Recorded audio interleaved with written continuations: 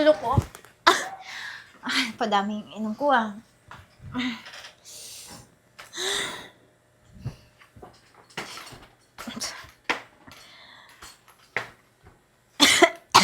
Ma'am, good evening po. Ano? Good evening po. Kasama ba ako? Sino ka? Magnanakaw! Mahal! May magnanakaw dito! Oh my God! Oh my God! Oh my God! Magnanakaw! Magnanakaw! Magnanakaw! Magnanakaw! Magnanakaw! Kumalma ka! Bakit? Bakit ako kakalma sa mukhang yan, ha? Bakit may nakapasok dito magnanakaw? Hindi yan magnanakaw, Eden. Ano? Bago niyo po akong kasambahay. Ano ba ito? Renz!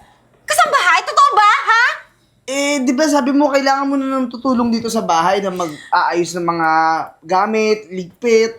Kasi sabi mo, kailangan natin ng katulong. Puro gala ka lang naman. Walang nag-aasikaso dito sa bahay Renz naman, oo, kailangan ko. Pero hindi ganyan itsura. Tingnan mo yung itsura. O ano ba, pa-Annabelle na yan? Ha? Alam mo, kung gusto mo na may makatulong sa akin, dapat yung presentable yung mukha, hindi yung parang aatikihin ako, mamamatay ako ng una dyan eh. Mahal, grabe ka naman magsalita dito kay nanay. Mabuti nga nakakatulong tayo sa kanya. Kailangan niya ng trabaho, di ba, nay? So ano? Rush mo siyang hinar dito? Ha? Para sa akin? Hindi ako natutuwa sa ganyan. Ang daming pwedeng agencyng kuna ng mga katulong, tapos yun pa yung pinili mo. Ma'am, masarap ako magluto. Ay! Pagluluto ko kayo ng bonggang-bongga. Uy, ikaw ha? Sasagot ka pa sa akin? Pilantod ka nga, tignan mo oh. Paano yan gagalaw dito? Tignan mo naman, isang paan yan, pilay. Eden, kayang-kaya niya pa rin gumalaw, maglinis. Hindi hadlang yung kapansanan na pilay siya para gumawa. Kasi kaya niya pa rin naman makagalaw Sinasabi mo lang yan kasi hindi naman ikaw yung buong araw kasama yan dito. Ako diba? Ako mapoporwisyo. Ano? Bakit mo ba talaga yan kinuha?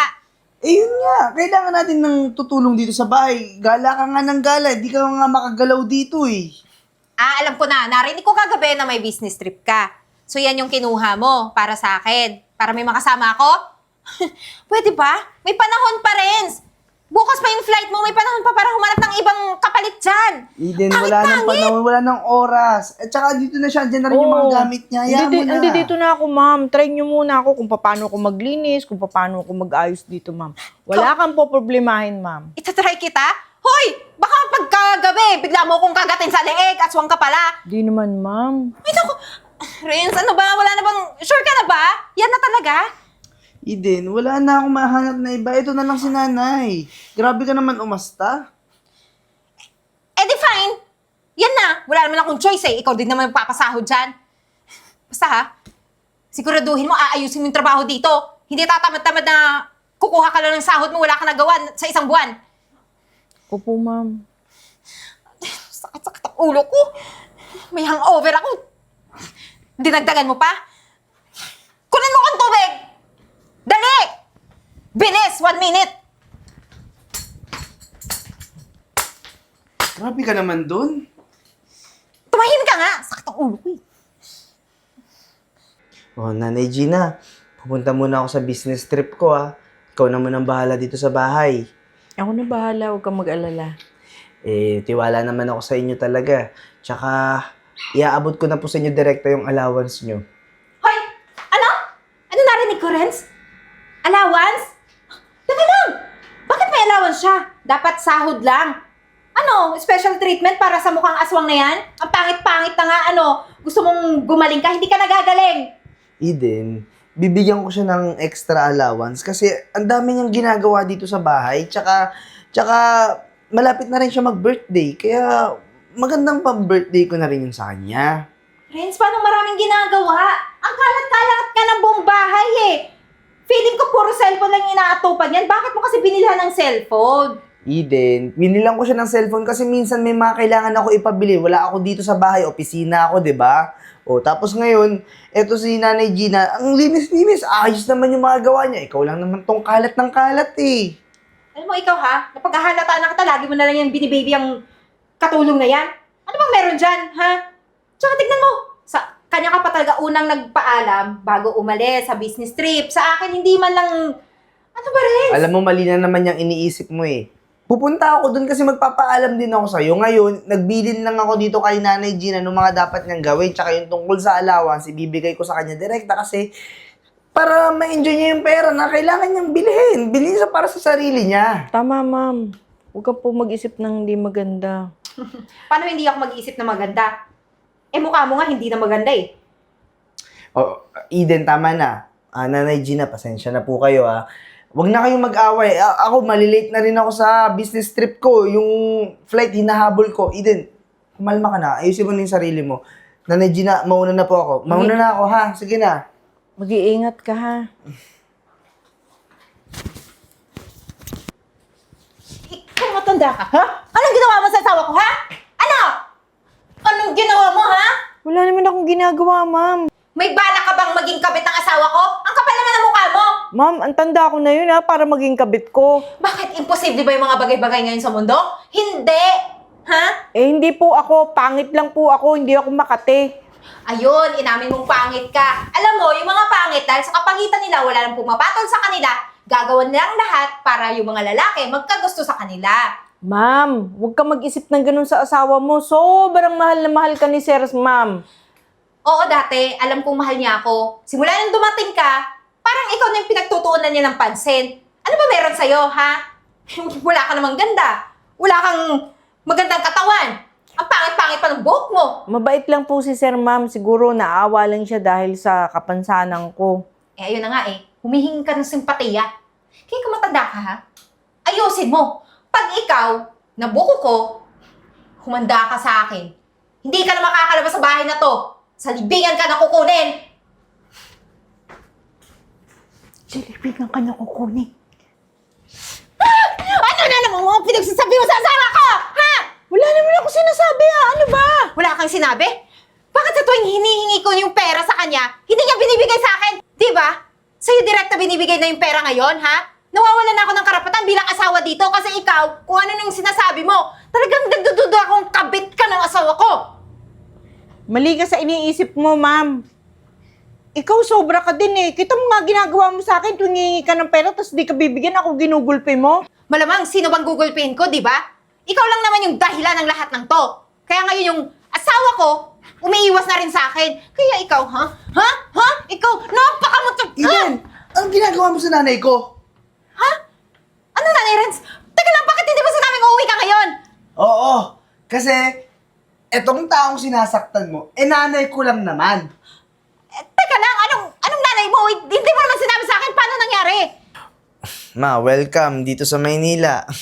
Welcome, para naman di ka masaya na nandito ako. Kasi naman Titira na ako sa bahay mo. Ma, wala namang problema sa akin yun. Gusto kita makasama. Alam mo yan. Di ba nga, yung asawa ko, alam mo naman, mahal ko din yun. Kahit na medyo hindi ganun kaganda yung ugali. Eh kasi kahit kailan, di ko pa na-meet yung asawa mo. Nung kasal nyo, di mo rin ako in-invite. Ewan ko ba kung anong dahilan mo? Yun nga di ba nga, sinabi ko na hindi siya masaya na ma-meet yung pamilya ko kasi iniisip niya, mahirap lang. Hindi niya alam na may kaya tayo talaga sa buhay. Tsaka, sigurado ka na ba dyan sa plano mo? Magdi-disguise ka talaga? Magpapanggap kang katulong? Ito na talaga yung plano ko kasi nga hindi ko kilala asawa mo. Pero yung mga kapatid mo, naibigay ko na yung mga para sa kanila. Pasensya ka na. Kung ito talaga yung patakaran ko, gusto ko bago ko ibigay ang para sa'yo, nakakasigurado ako na nasa maayos na tayo. Yung mga iiwan ko sa inyo. Yun nga ma, wala akong problema doon. Masaya ako, may papamana ka, pero ma, sigurado ka na ba talaga nakapag-isip ka doble, triple? Huwag kang mag-alala. Sa pagdi-disguise na yan, nakaplano ng lahat. Planado. Kaya sabi ko sa'yo, magtiwala ka lang sa akin. Sige, hindi na kita pipilitin. Kung yan yung trip mo talaga, sige, magpanggap kang kasambahay. Pero, galingan mo na lang umarte. Caring-carry ko yan. Eden, alam mo, lahat lang to palabas lang eh. Kasi naalala mo nung bago tayo ikasal, ayaw mong makilala yung magulang ko, di ba? Ayaw mong makilala yung pamilya ko kasi ayaw mo sa mahirap. Di ba? Totoo naman, di ba, mahirap yung pamilya mo, kaya hindi mo na siya tuluyang pinakilala sa akin? Kasi gustong-gusto mo nang humiga sa pera ko ngayon. Kasi nakita mo na medyo mayaman na ako, may kaya na ako sa buhay, dun mo ako minahal. Pero ayaw mo makilala yung magulang ko kasi mahirap lang kami, di ba? Tsaka noon yun, kasi bumagsak yung negosyo namin. Pero ngayon maayos na. Kahit humiga ka sa pera, pwede na. Kaya yun din yung dahilan kung bakit pinatuloy ko dito si mama. Kasi gusto niya akong makasama eh. Pero gusto niya muna malaman talaga yung totoong ugali mo. Kaya nagpanggap siyang ganito. Gusto niya malaman kung totoong galit ka sa mga mahihirap. Gusto Tapos kong ngayon, malaman sinasaktan mo siya? kung ano ang tunay na pag-uugali mo. Pinaglaban ka ni Ren sa akin, ha? Kahit pangit ka, pangit rin pala ugali mo.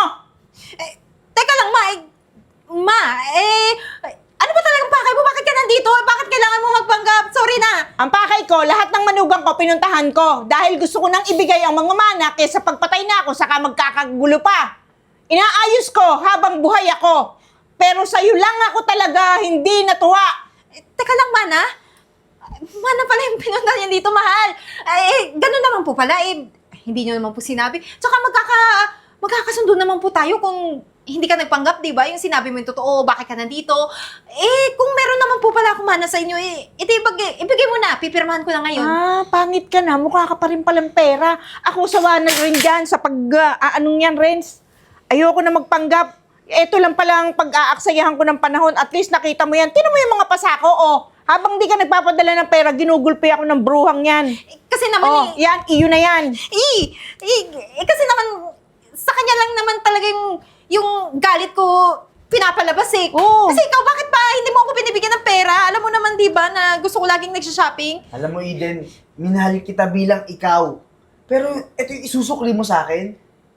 Isusukli mo sa akin ganito, sasaktan mo pa tong nanay ko. Oo, sabihin ko na lang hindi ko siya nanay.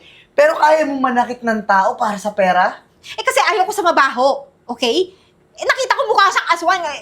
Sino bang hindi maaano doon, Ikaw di ba? ang mabaho. Mabaho yung ugali mo. Alam mo, mabuti pa. Lumayas ka na dito sa bahay. Mahal, wag naman. Saan ako pupulutin? Lumayas ka na!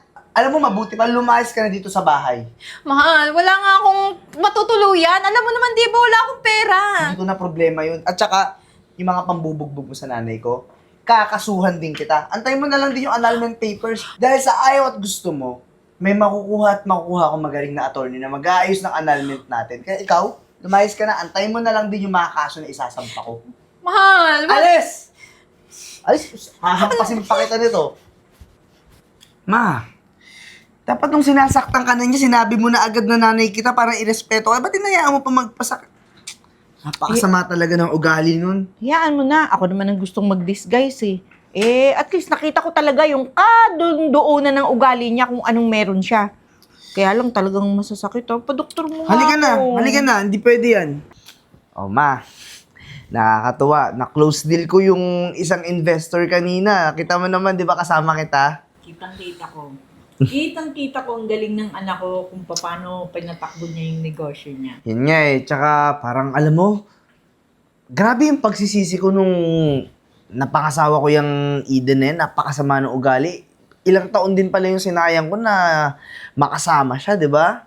Sana noong ko pa hiniwalayan yan, nung alam kong, alam mo yun, masama pala ugali niyan. Ako naman di rin nagsisisi kung nag-disguise man ako. Nakilala natin kasi siya kung anong kulay meron siya. Ay, ang importante sa atin ngayon, maayos na tong kumpanya ko ulit. Tsaka maganda na yung mga investors na nag-i-invest dito sa atin. At alam kong nailagay mo sa tama yung mana mo. Kagaya ng mga kapatid mo. Siyempre naman, ma. Renz, ma. Pasensya na po kayo nandito po ako. Anong ginagawa mo dito? Nabalitaan ko kasi na may sarili ka ng company. Ayun, nandito ako kasi syempre nakalaya na ako. Pero gusto ko sanang humingi ng tulong sa'yo, Renz. Lakas din pala ng loob mo na bumalik ka dito sa buhay ko eh. Okay na ako simula nung nawala ka. At saka yung nanay ko, dito kami atraso. Yung mga pananakit mo sa kanya. O ano ma? Anong gusto mo sabihin dito sa babaeng to? Nakikita mo yung pag-iitsura mo kung ano. Ha? Kala mo napakataas mo. Alam mo kung naging maayos ka lang, Napakahusay na sana ng buhay mo ngayon. Hindi mo dinadanas kung anong meron ka. Paghihirap. Ayun na nga po pinagsisihan ko naman po lahat habang nasa kulungan ako. Nandito naman ako para humingi ng tulong para pagpagamot sa akin. May sakit po kasi ako sa atay Matitigok ka na. Pero mukhang hindi. Masamanda mo ka eh. Ma, hayaan mo na siya. Eden, hindi kita matutulungan. At saka, masaya na kami na wala ka sa buhay namin. Mabuti pa, umalis ka na. Renz, kahit hindi naman tayo magbalikan na basta tulungan mo lang ako sa pagpapagamot. Pinagsisihan ko na talaga yung ginawa ko sa'yo. Lahat ng pera mong winaldas ko dahil sa pag-iinom lang. Kaya Walang kasing sakit yung ginawa mo sa pananakit sa nanay ko. Kaya, nagsasayang ka lang ng oras dito. Umalis ka na, hindi kita tutulungan. Alis o papakaladkad pa kita sa guard. Alis na!